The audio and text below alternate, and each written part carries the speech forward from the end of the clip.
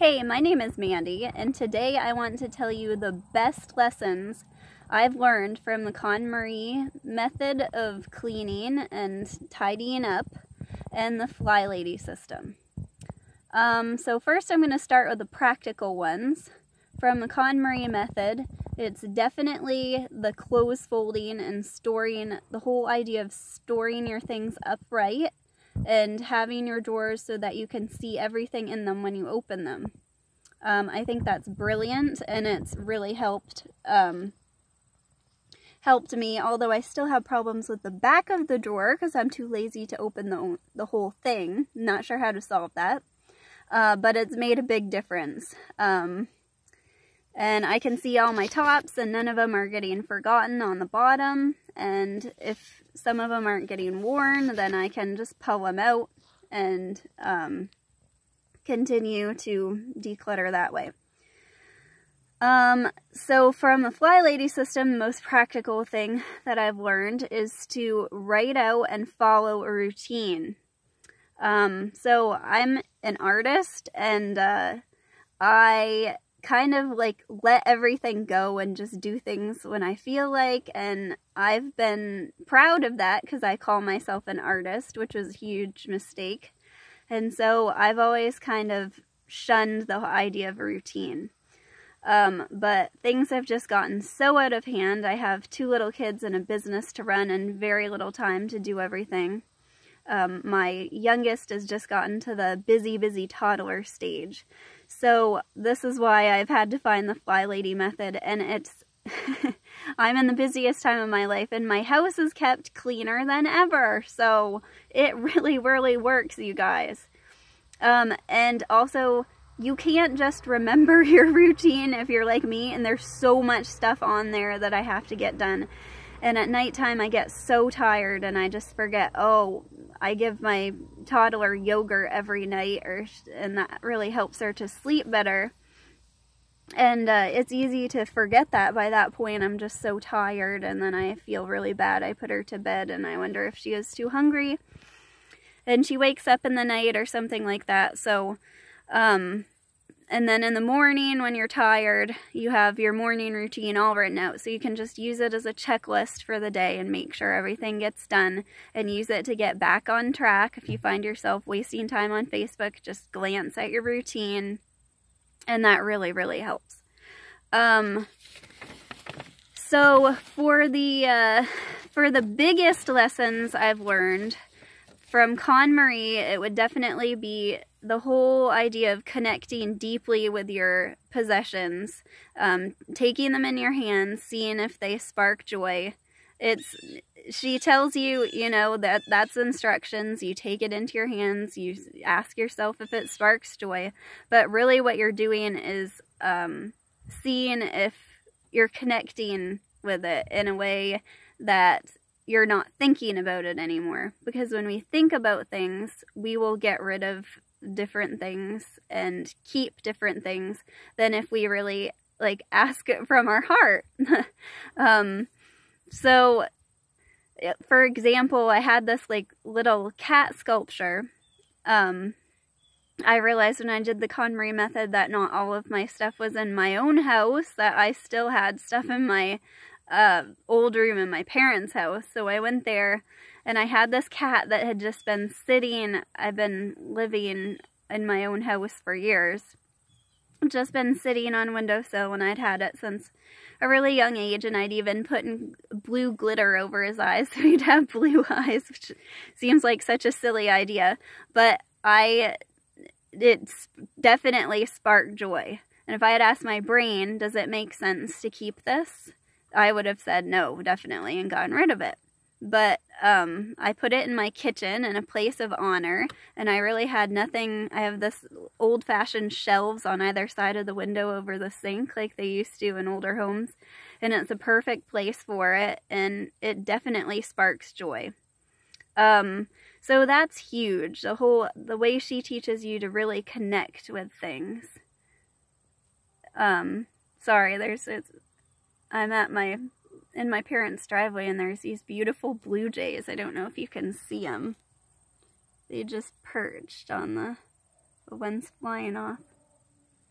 Anyway, sorry. Distraction.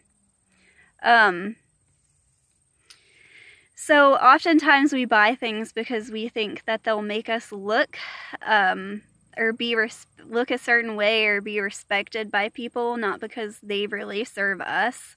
So I feel like with the KonMari method, there's a lot less waste that way when we learn the things that really suit us, the things that really mean something to us, and then live a life for ourselves instead of pleasing other people.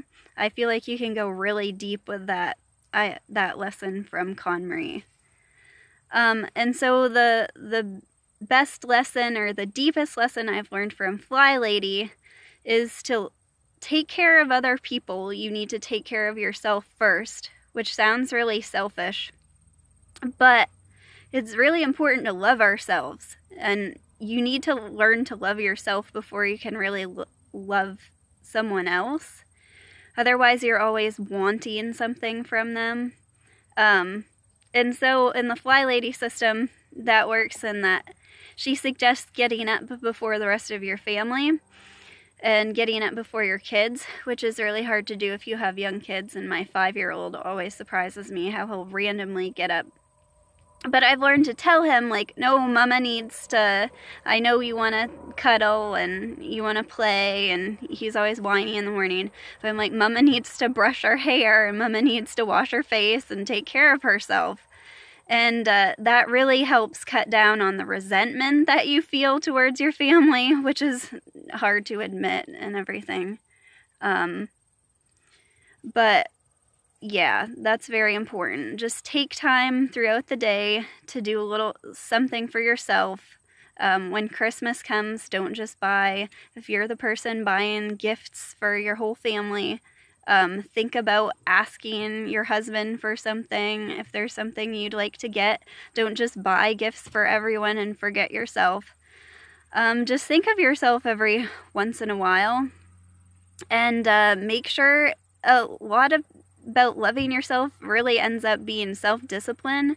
It means making sure we get enough sleep at night. It means making sure we eat good food, we at the right times, we don't skip meals, we don't just grab junk food, we prepare, or if we're gonna eat a meal, just grab a meal ourselves, we make sure it's something healthy and we take the time to sit and eat it.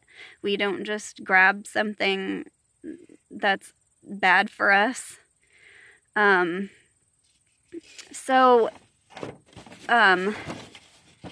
Both methods are very different, and both kind of conflict with each other in some ways, especially the decluttering methods. In KonMari's book, she says why some of the things that Flylady suggests, she doesn't mention Flylady, but you'll hear the same things suggested if you study both closely, why they don't work.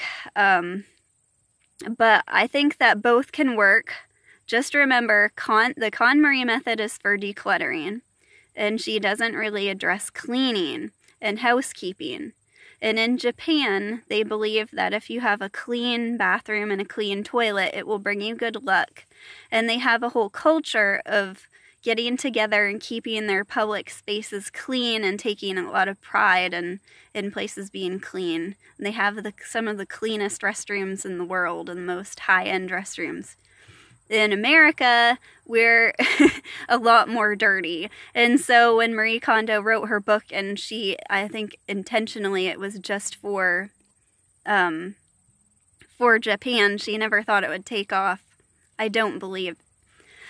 But anyway, the Flylady system comes in for those of us who need help keeping our kitchen sink clean, keeping a laundry routine, keeping our place picked up, stuff like that. So that's what I'd suggest in the end if you want to pick one, or if you're trying to decide which system's right for you right now. The KonMari system for decluttering, I feel like, is best unless you have an overwhelming amount of clutter, a huge house. You might want to try, just and you're overwhelmed by it, the Flylady system, putting a limit on the amount of time you do it, and just going from zone to zone like she suggests. do the Flylady system. If you just really want to fine-tune things and have everything in place, and just be like, make your house perfect, or more as perfect as it can be, do the KonMari method. And then of course, for housekeeping and cleaning, Flylady. So I hope that was helpful. What are the best lessons you've learned if you've followed either of these methods? Thanks for watching. Bye.